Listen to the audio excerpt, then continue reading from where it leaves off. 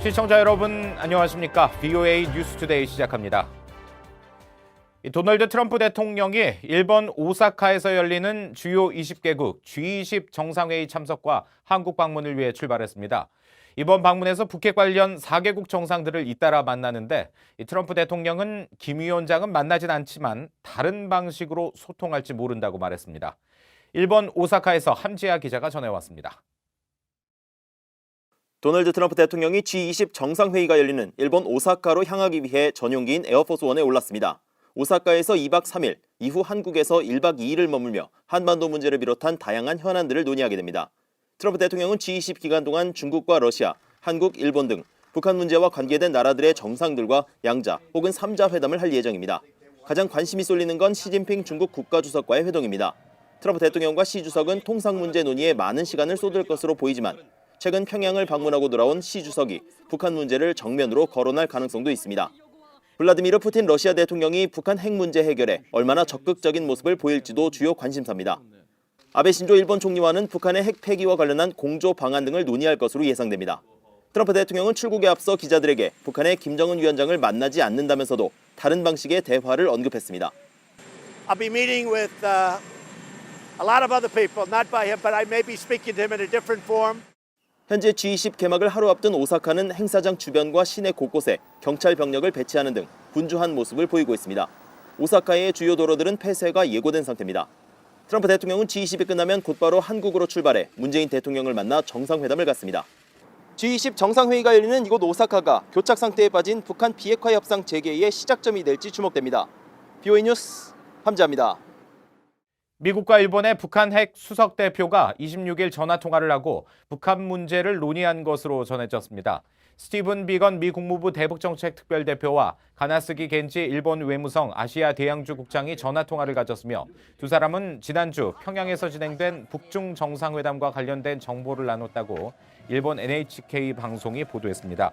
또 비건 대표와 가나스기 국장은 도널드 트럼프 대통령과 김정은 위원장의 친서 교환에 대해서도 견해를 교환한 것으로 전해졌습니다.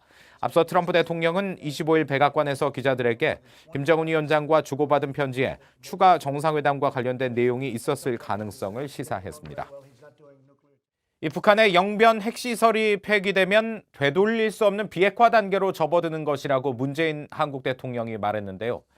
하지만 미국 내 전문가들은 추가 핵물질 생산 또 핵무기 해체 등을 되돌릴 수 없는 비핵화의 첫 단계로 제시했습니다.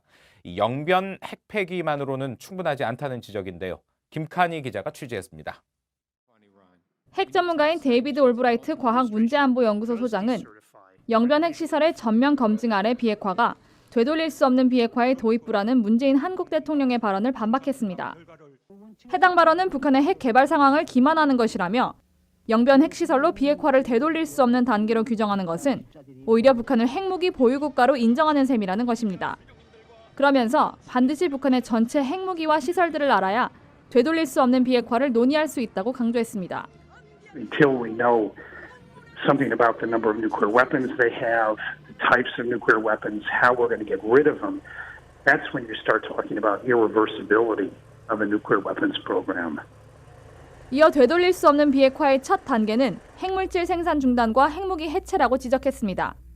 An important first step can be to cap, freeze production of all fissile materials everywhere in North Korea, destroying nuclear weapons, getting out the plutonium and highly enriched uranium, and then disposing of that material. 게리 세이모어 전 백악관 국가안보회의 조정관은 영변 비핵화로는 북한의 핵무기 생산 중단에 어떤 영향도 끼치지 못할 것이라고 지적했습니다. 되돌릴 수 없는 비핵화란 말 그대로 핵무기 생산 시설들의 전면 폐쇄이며 따라서 영변 핵시설 외 시설들의 추가 신고와 폐쇄 조치들이 이어져야 한다고 강조했습니다. So when we say irreversible, I think we mean that all the facilities to produce nuclear weapons and the nuclear weapons themselves have been destroyed or removed, and therefore reconstituting the capability would take a lot of time and effort. 마크 피츠패트릭 전 국무부 부차관보는 문 대통령이 미국 합의의 동력을 살리기 위해 과장된 발언을 했다고 지적했습니다. 영변 비핵화는 중요한 단계이지만 되돌릴 수 없는 비핵화를 위해선 북한의 전체 핵시설 신고가 필수라는 것입니다. Declaration is usually an initial step, followed by a verified dismantlement and then ongoing verification of those sites and any other potential areas to confirm that the nuclearization has not restarted. 전문가들은 되돌릴 수 없는 북한의 비핵화를 위해선 외부 전문가들의 검증도 필수라며 영변 핵시설만의 폐기는 터무니없이 부족한 조치라고 지적했습니다. VOA 뉴스 김칸입니다. 북한 김일성 대학에서 유학 중인 호주인이 북한 당국에 체포돼 조사를 받고 있는 것으로 알려졌습니다.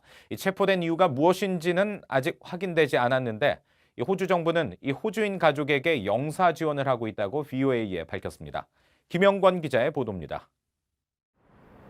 북한 당국에 체포돼 조사를 받고 있는 것으로 알려진 호주인은 김일성 종합대학에서 석사 과정을 밟고 있는 알렉 시글릿입니다. 북한 현대문학을 전공하고 있는 시글릿은 북한의 교육 관련 관광을 전문으로 하는 통일투어스 설립자로 지난 24일 늦은 시간이나 25일 새벽에 북한 당국에 체포됐다고 익명의 소식통이 VOA에 알렸습니다.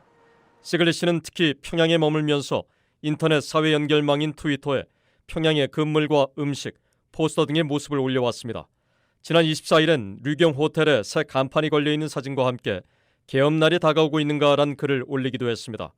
중국 이연구학자인 호주인 아버지와 중국인 어머니를 둔 시글릿은 지난 3월 영국 가디언 신문 기고문에서 중국 유학 중 북한 유학생들을 만나 북한에 관심을 갖게 된 사연을 자세히 설명하기도 했습니다. 시글릿이 억류된 구체적인 이유는 아직 전해지지 않았으며 북한 당국도 억류를 확인하지 않고 있습니다. 호주 외교통상부 대변인실 관계자는 관련 사실을 묻는 VOA의 질문에 북한에 억류된 것으로 알려진 호주인 남성의 가족에게 영사 지원을 하고 있다고 밝혔습니다. 또 이번 사안에 관해 사실관계를 파악 중이라며 하지만 개인보호 의무 때문에 추가 설명을 하지 않을 것이라고 덧붙였습니다. 호주인이 북한에 억류된 건 이번이 두 번째로 지난 2014년 기독교 선교사인 존 쇼트 씨가 억류됐다가 보름 만에 풀려났었습니다. 호주 정부는 지난 1월 갱신한 여행경보에서 북한 여행을 제거하라는 기존의 권고를 유지했었습니다. 호주는 북한과 외교 관계를 맺고 있지만 서로 대사관을 설치하지 않아 평양의 스웨덴 대사관이 제한적인 영사 지원을 하고 있습니다. VOA 뉴스 김영권입니다. 미국 재무부가 대북 제재와 관련해 세컨더리 보이콧, 즉 제3자 제재를 경고하는 조치를 발표했습니다.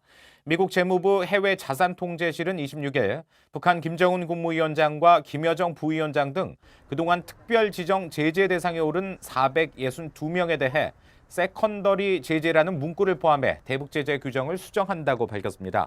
그러면서 제재 대상과 거래하는 외국 금융기관 등의 세컨더리 제재, 즉 제3자 제재의 위험을 경고하기 위해 이 같은 조치를 취한다고 재무부는 설명했습니다.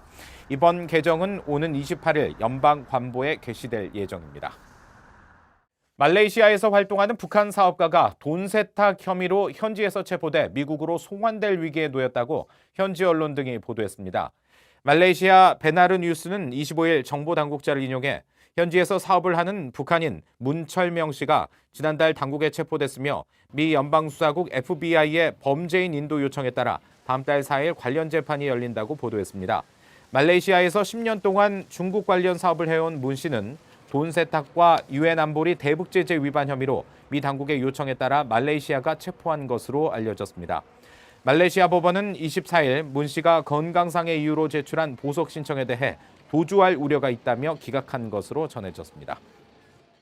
북한과 중국의 지난달 무역 총액이 2억 7,539만 달러로 작년 같은 기간보다 19% 증가한 것으로 집계됐습니다. 중국 해관총서가 최근 발표한 통계에 따르면 1월에서 5월까지의 전체 무역 총액도 10억 2,630만 달러로 전년 같은 기간에 비해 15.7%가 늘어난 것으로 나타났습니다. 또 북한의 수출은 지난 석 달 동안 큰 변동이 없었지만 수입은 2월 8,900여만 달러, 3월에는 1억 9,800만 달러 등 넉 달 연속 증가했습니다. 한국 IBK 북한경제연구센터는 5월 북한의 수입 규모는 지난 2017년 11월 이후 최고 수치로 2017년 하반기부터 본격화된 국제사회의 대북 제재의 영향으로 위축됐던 북중 무역 규모가 다시 증가하는 추세라고 지적했습니다.